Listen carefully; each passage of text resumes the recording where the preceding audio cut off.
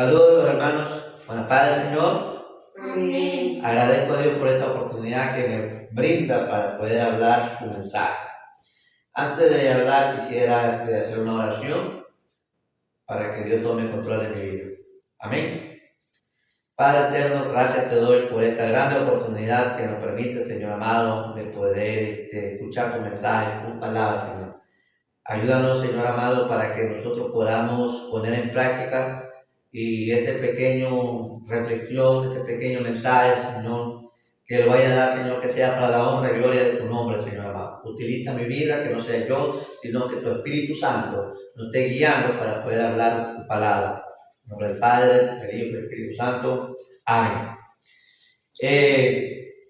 Quisiera resumir el libro de Mateo en 5 sesiones.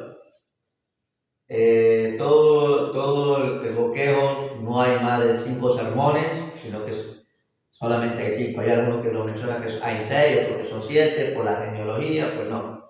Entonces, quisiera que me ayude a leer el texto bíblico. ¿Cómo podemos nosotros diferenciar cada sermón? Con el primer sermón que pudo dar Jesús, lo vamos a encontrar en el libro de Mateo, capítulo 7, versículo 28. Y le pido que me ayude con esto. No sé si hay algo que hay una frase de cierre, en la cual Mateo relata y termina diciendo que lo que dice, y cuando terminó Jesús estas palabras. Entonces, ahí vemos el primer sermón que acabó de terminar de hablar. Es decir, comenzó del libro del capítulo 5 hasta el versículo 7, 28. Ahí tenemos el primer sermón.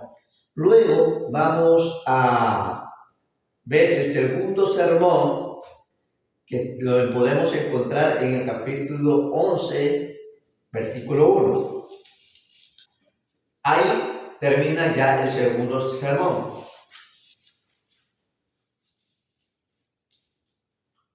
Y dice, y aconteció que cuando Jesús acabó de dar esta instrucción, es decir, ya hay otro punto de que hasta ahí llegó el segundo sermón. Tenemos el tercer sermón que comienza del capítulo 13, que termina el capítulo 13 y versículo 53. Ahí podemos encontrar otro cierre de sermón. Y dice, y aconteció que cuando terminó Jesús estas parábolas. Es una frase muy interesante donde nosotros podemos entender la cualidad de los 5 sermones. Hasta ahí vamos. La cuarta que podemos encontrar, lo vamos a encontrar en Mateo 19:1. Y dice, aconteció que cuando terminó Jesús estas palabras. Allá vamos con el cuarto. Y por último sermón, vamos a encontrar en Mateo capítulo 26, 1, que dice, cuando hubo acabado Jesús todas estas palabras. Ya vemos ahí en forma plural.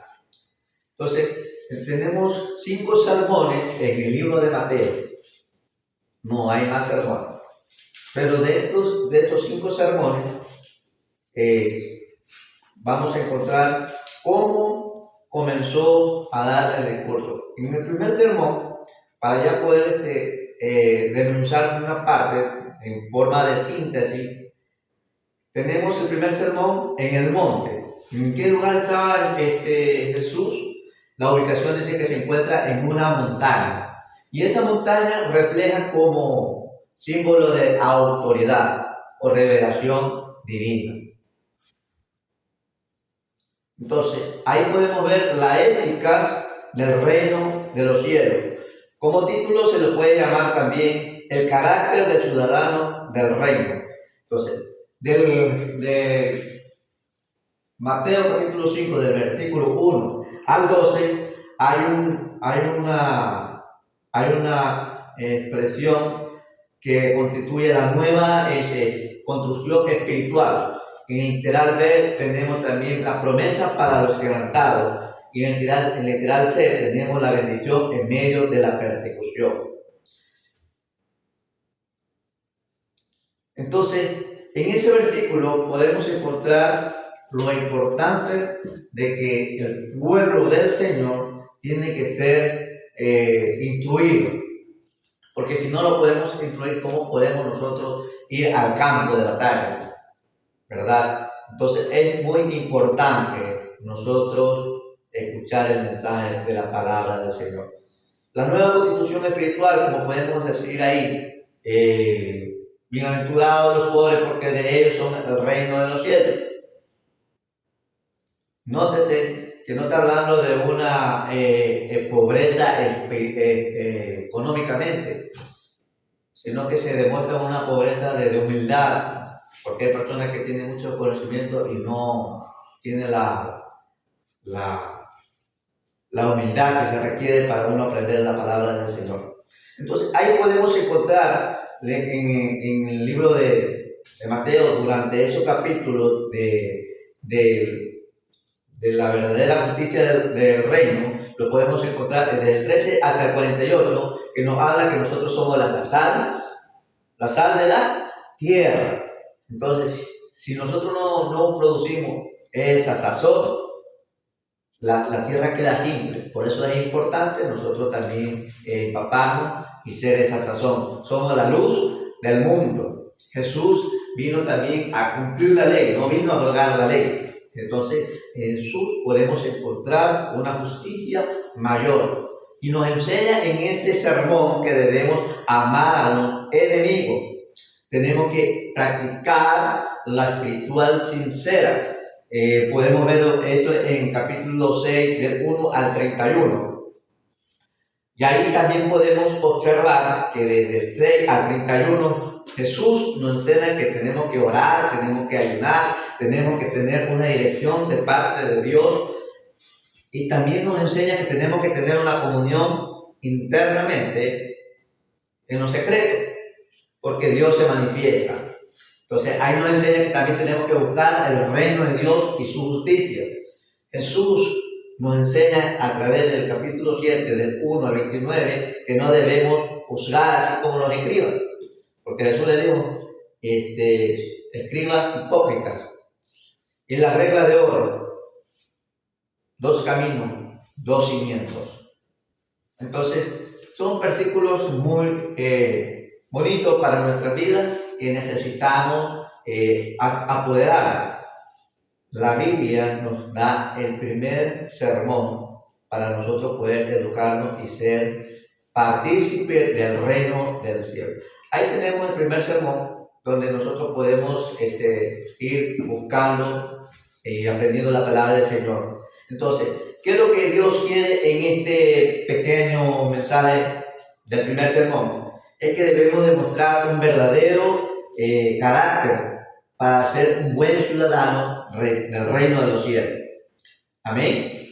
Entonces, si nosotros nos preparamos, vamos a ser un buen ciudadano para el reino de los cielos. Entonces tenemos que vivir siempre en obediencia. En el segundo sermón tenemos como las instrucciones para los apóstoles. Entonces ahí en el segundo de instrucciones vemos que dice: y aconteció que cuando Jesús acabó de dar instrucciones, en capítulo 11, 1, ese discurso se lo da a los discípulos. En otras palabras, el sermón de la misión. Ya Jesús ya cogió a los discípulos y los capacitó para que puedan ir a la guerra, ir a batallar. Sí. Es decir, le dio autoridad, como nosotros tenemos que tener autoridad. ¿Por medio de quién? Por medio de Jesús, que nos da el poder. Porque Él nos da, porque el Evangelio es poder para salvación, poder para dar vida eterna. Amén. Y Él ha enviado con propósito a nosotros. En el capítulo 10, del 1 al 42, tenemos un pequeño resumen de la autoridad de Jesús que le hace el llamado a los discípulos, es decir, nosotros también tenemos autoridad porque somos llamados por Dios. Él elige con autoridad y envía con autoridad. Él da provisiones divinas, a pesar de que los discípulos no eran que tenían un trabajo estable, pero cuando uno va enviado por parte de Dios, las puertas se abren, nadie las cierra. Por eso es importante siempre creer en el Señor Jesucristo. Amén. ¿Quién vive? Entonces, ser enviado por Dios no significa de que no va a tener tropiezo. Ser enviado por Dios no significa de que todo es color de rosa. ¿Sí? Tenemos que doblegar nuestra carne y llevar esa cruz que Jesús la llevó de padecimiento por amor a Él. Tenemos que ser perseverantes a pesar de las cosas que pasan. Tenemos que ser valientes. ¿Sí? Hay que ser valiente y también astuto como la serpiente, dice eso. ¿Sí? El Espíritu hablará de ello. Cuando nosotros somos enviados por Dios, así como Jesús envió a sus discípulos, el Espíritu Santo nos guía para poder hablar con palabras que sean de provecho para la alma que uno necesita. Entonces, cuando uno va con un corazón dispuesto, con un corazón sin pedir nada a cambio, la Biblia nos enseña a nosotros que Él no es deudor de nadie. Él en un determinado tiempo nos dará la recompensa, puede ser aquí en la tierra como también en el cielo, pero Dios no es deudor de nadie. Entonces, eso es muy importante, de no temer, de a pesar de las circunstancias que pasan, no debemos de temer. Cuando uno recibe el enviado de parte del Rey, no hay guerras, no hay cosas que nos puedan agobiar a nuestras vidas cuando tiene uno la esperanza en Dios, el Rey de Reyes y Señor de Señores. No hay quien te afliga. ¿Por qué? Porque su alegría es Jesús, su paz es Jesús. Aleluya, gloria sea el nombre de Jesús. Entonces, debemos nosotros como cristianos equiparnos, así como los discípulos se equiparon para poder recibir el reino de Dios, para poder enfrentar el rechazo que mucha gente que a veces no quieren, de parte de Dios no quieren. Aunque de parte de Dios va, expresa lo que Dios tiene para con su vida, mucha gente no quiere recibir las cosas de Dios. Ese es el pequeño resumen del segundo sermón. Entonces, el propósito de Dios es que nosotros debemos enfrentar, a pesar de todo lo que pasa, a pesar de los rechazos, proclamar el reino de Dios. Este es el propósito. Proclamar el reino de Dios. Y como tercer punto tenemos el sermón de la parábola. Dice que cuando Jesús da el tercer discurso por medio de parábola, dice que lo da en una barca. Él no ve obstáculos, no ve barreras para poder dar el sermón. Y gracias a Dios que nosotros estamos aprendiendo de nuestro Padre Celestial. Gloria sea el nombre de Jesús. ¿Quién vive? Cristo. ¿Ya su nombre? Gloria a Dios. Ya. Entonces dice que estaba ubicado en una barca frente a una gran multitud. Y ahí hablaba el tercer discurso en parábola. Y ahí en ese discurso del tercer parábola, porque muchas personas no querían entender, pero Jesús comenzaba a dar estas parábolas. ¿En qué? Habló la parábola del sembrador, habló también del trigo y la cizaña, habló de la red, que usted ya conoce cuando Pedro tiró la red y cogió muchos peces. Habló también del tesoro escondido, habló de las perlas del gran precio. Todo eso habló en el tercer sermón y muchas partes más. Amén. Entonces, siguiendo más adelante, ¿cuál fue el propósito de este tercer sermón? Revelar verdades espirituales profundas a través de la historia accesible, porque hay muchas personas que no pueden entender, pero sin embargo, por medio de la parábola, hacía que las personas puedan entender su palabra.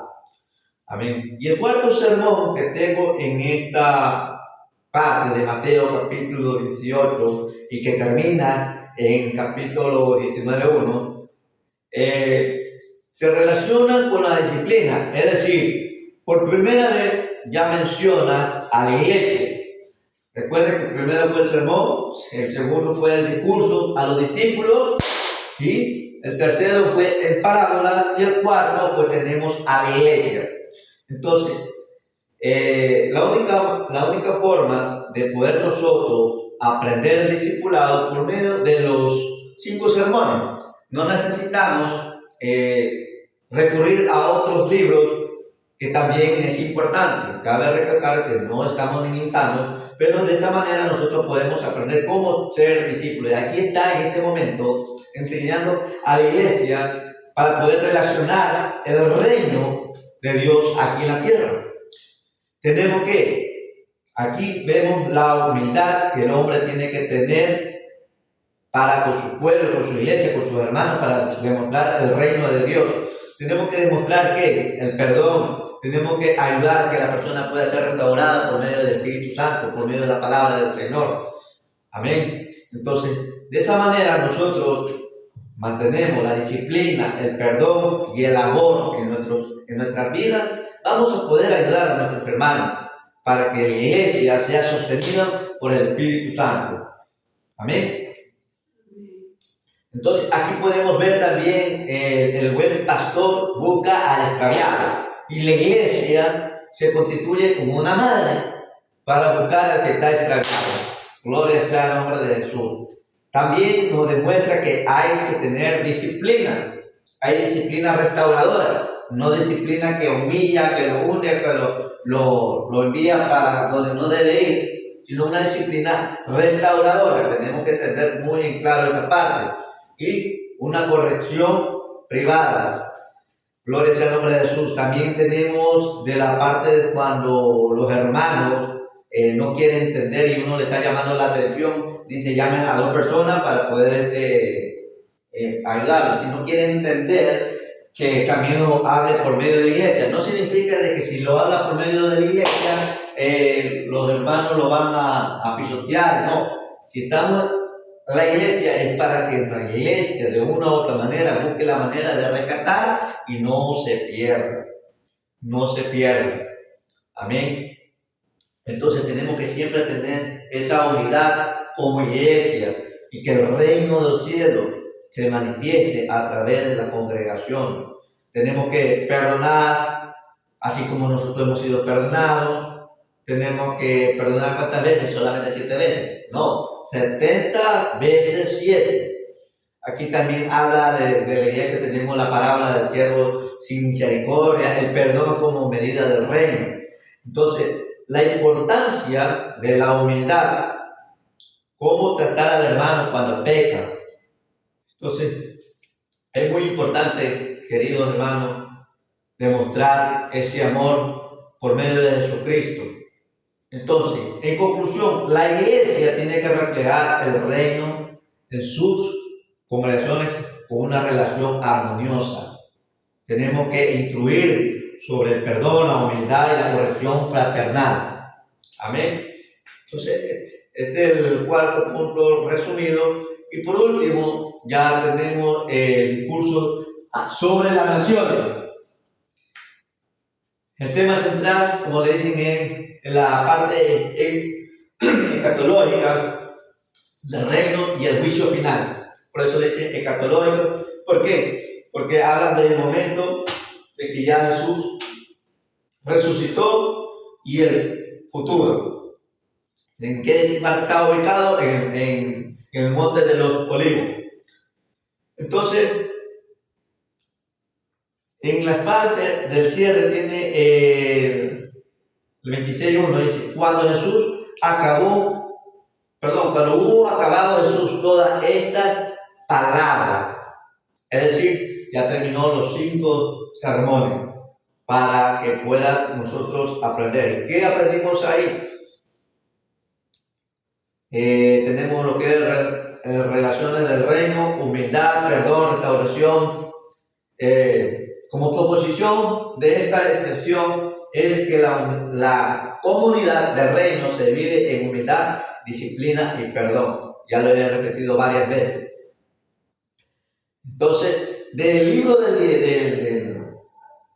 de Mateo está relacionado casi como la vida de Moisés. ¿Por qué? Porque si se da cuenta, Moisés, cuando fue pequeño, ¿qué lo querían hacer? Lo querían decapitar, lo querían matar, pero sin embargo fue a Egipto. ¿Por qué lo relacionan aquí también con Jesús? Porque Jesús también lo querían matar. ¿Y a dónde huyó? A Egipto. Entonces, luego de que huyó, Dios tuvo su momento, otra vez retornó a su pueblo. Moisés también rescató al pueblo para la tierra prometida y Jesús también viene a rescatar a su pueblo. Entonces, por esa razón es que lo tienen a Jesús simbólicamente como Moisés. Y si se dan cuenta, los 5 sermones vienen a ser casi como los 5 libros del Pentateuco. ¿Cuántos se acuerdan del libro del Pentateuco? ¿Cuáles son? Génesis, Éxodo, Levítico, Números, Deuteronomio. Y habla una frase muy bonita. Entonces, debemos nosotros cada día enfocarnos más en la presencia del Señor y demostrar su reino aquí en la tierra. Demostrar el perdón. Así como nosotros hemos sido perdonados, tenemos que demostrar el perdón en nuestro corazón. ¿Y quién vive? ¿Quién vive? ¿Y a su nombre? de Dios. Bien. Espero haberle ayudado con este pequeño mensaje. Que Dios esté ayudando en nuestras vidas para así poder crecer espiritualmente.